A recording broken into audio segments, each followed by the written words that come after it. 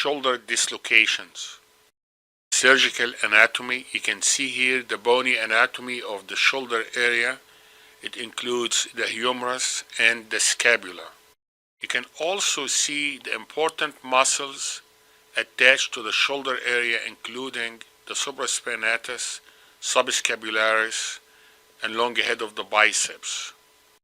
Shoulder dislocation is dislocation of the glenohumeral joint. You can see the glenoid cavity as a part of the scapula, and the labrum is attached to the glenoid. The labrum reinforces the glenoid cavity and act as a bumper within the joint capsule of the shoulder joint. The shoulder joint is the most commonly dislocated joint in the body. Types of shoulder dislocations include anterior dislocation and posterior dislocation. Anterior dislocation is the most common dislocation. The mechanism is abduction, extension, and external rotation of the arm.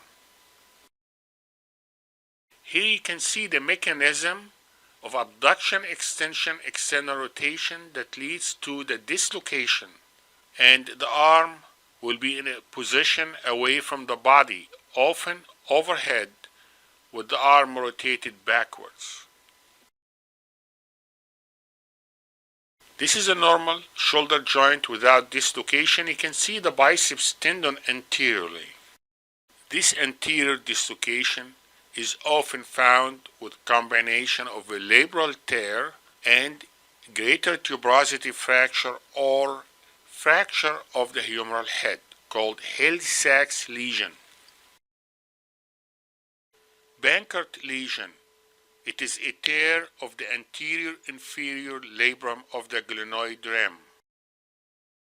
Bankert lesion may be associated with a high recurrence rate of dislocation, especially in patients younger than 30 years of age. Bankert lesion can occur either as fibrous or bony. In the elderly patient, dislocation of the shoulder is often associated with a cuff tear. You can see here in the elderly patient how the cuff is torn. When the head of the humerus impacts against the anterior inferior edge of the glenoid, it causes flattening of the humeral head. We call it a Hill-Sachs lesion. Treatment of anterior shoulder dislocation. Immediate reduction. Dislocation is ruled out or reduced if the patient can touch the opposite shoulder. Immobilization of the shoulder remains controversial in duration and position of the immobilization. Surgery usually reserved for patients with recurrent instability. Posterior dislocation of the shoulder, usually associated with seizures or electric shock, and is often missed on radiograph. About 50% of the cases are missed. With posterior dislocation of the shoulder, there is a lack of external rotation movement of the shoulder joint. Posterior dislocation will dislocate the humeral head posteriorly. Only 5% of shoulder dislocations are posterior. This is the normal external rotation of the shoulder without the presence of posterior dislocation.